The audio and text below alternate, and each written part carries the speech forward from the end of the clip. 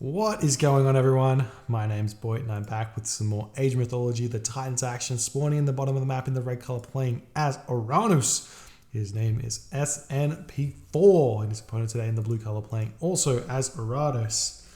His name is Hagrit. The map is Blue Lagoon. It's currently 1-1 in this best of 3 series between these two Challenger League players. I believe Hagrid is actually playing random here. The gods are blind pick, but I'm pretty sure Hagrid is playing random, and he is known as a random god player. But I find that hilarious indeed that he will go into the tournament and play random here and be doing so well. And Snp4 on the other hand, sticking with his tried and true matchup here. He's tried and true Oranos, throwing down his economic guild, getting his hunting dogs this time. He did remember this time. Last game he wanted a veto, but too late. Too late. And both players chatting to each other, having a great time here.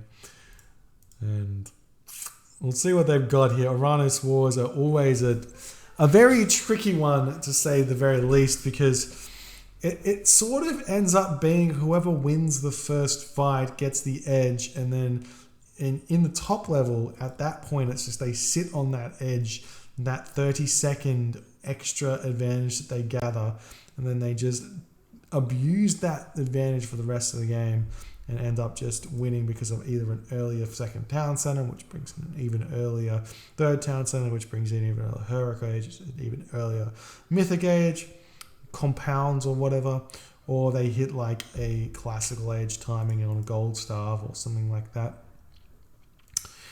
We do see Hagrid building up the mana now right in here. I like the positioning of this mana here. It's gonna be another building here, and it does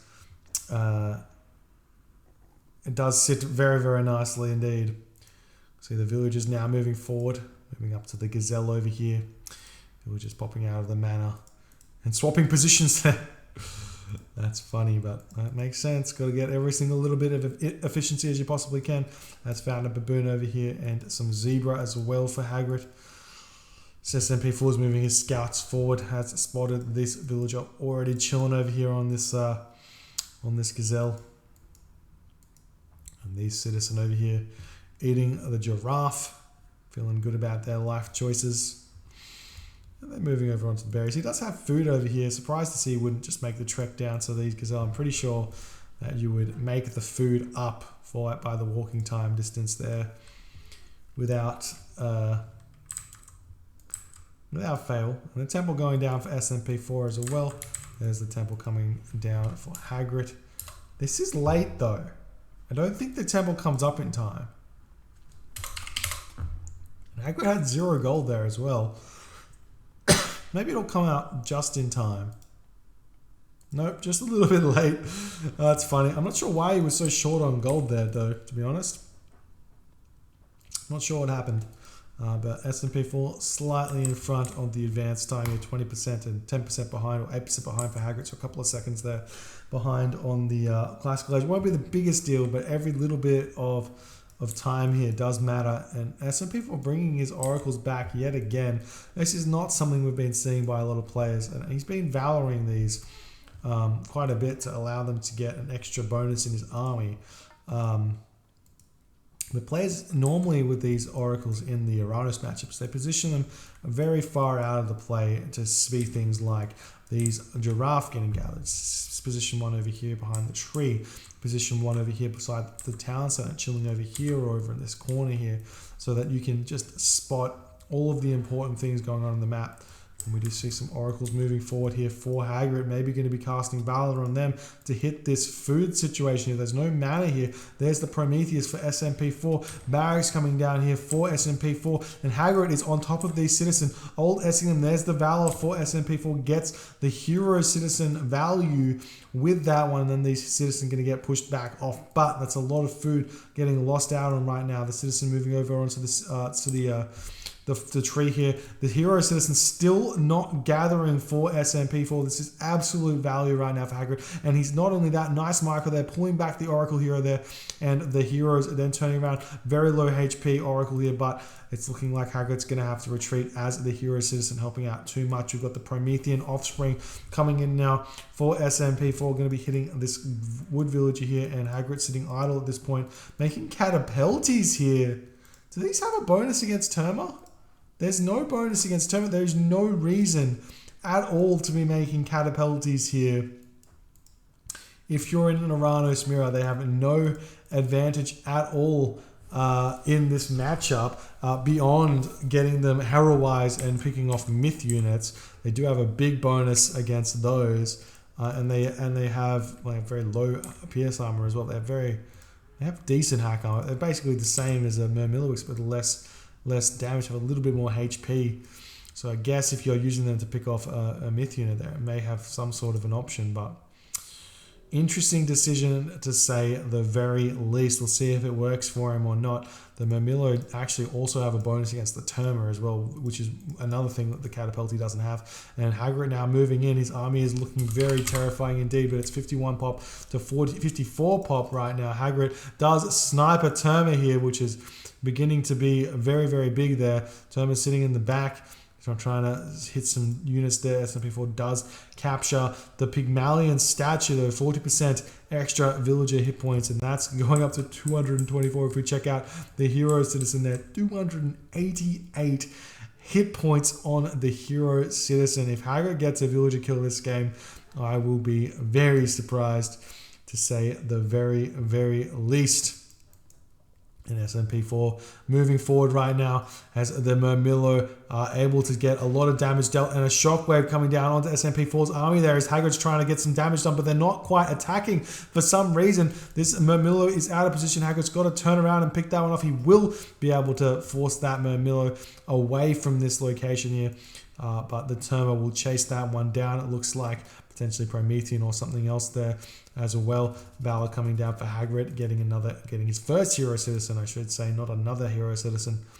And then moving forward with his full army of Prometheans here, looking to pressure somewhere. There is a nice Rhino gathering operation over in this corner here, which I think Hagrit has spotted. He can select these to see if he wants to raid them or not. The mana is going up now for Snp4, keeping the units building, moving out while Hagrit is moving in, and he's going to be going after this mana. Getting a surround here could be very big. There is a shockwave now for Snp4 that Hagrit does not have. And this population situation here is 95 to 107 though, so Hagrit's got the advantage here. There is the immediate shockwave, bringing those Terma nice and close to the enemy Terma of Snp4. Picks off 2 though, and the mana gets picked off, and now Hagrit is trying to split up his army here, but he's taking so much damage while he is retreating away from this, instead of just turning around and fighting it, and the units are trying to path block as well, but Hagrit will get out without losing too many. Gets a nice snipe there onto the Terma, and he will be slowly but surely getting away, retreating his army in a complete, in the slowest possibility he possibly can with these Prometheans, slowing them down to 4.0 speed and everything else. There's the hero, or the medium Murmillo research there for Hagrit, I should say. Alluvial clay getting researched by Snp4, which does make these Prometheans very, very strong. It doesn't actually show them as anything. I've never seen anyone upgrade that in my entire life, to be honest. That's actually kind of crazy there. 227 HP for them. Does tilt the balance here quite a bit. Then Hagrit moving in. We'll see if he notices that or not. Going to be trying to pick off some of these units. Valor does come down for Hagrit. Valor will probably come down for Snp4 as well if he has done that one or not. But Hagrit winning this fight quite handedly there. And he's moving back into his base, going to be sitting underneath this town center. This gold mine right now has 600 gold left in it. And this is Blue Lagoon. Every gold mine is always forward here, but they're spread out across the map like this. So it's hard to gold stuff, but it's hard to secure gold by the same token. Caraballis now coming out for Snp4, but I think it's a little bit too early for those, as the Promethean is tasked over there to already start picking that one off. Valor comes down for Snp4. Prometheans here doing as much damage as they possibly can, but they're all getting picked off slowly but surely. And Caraballis now pushed back here with 5 HP. Hero Mermilla going after this Promethean. And Hagrit trying to continue this fight right now. It's currently 82 population for Snp4, 96 for Hagrit, as it looks like he is winning this fight currently, but more Caraballister are coming out. But you do need to hit some sort of a critical mass of these to really be a threat. And Snp4 in this moment taps out. GG. Well played by Hagrit, taking this win here, 2-1.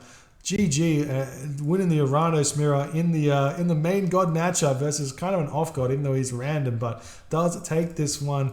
Nice play by Hagrid, and like I said, it's kind of all that early shenanigans there that happened over here, giving Hagrid the edge, and he just was able to get in front on the population, and then just the fights are so volatile, and you can see there's a lot of low HP units here for Hagrid, but Snp4 just not able to pick them off at all, and he was able to take this win here. So well done for Hagrid. Gets to take the 3 points and gets his win for this week.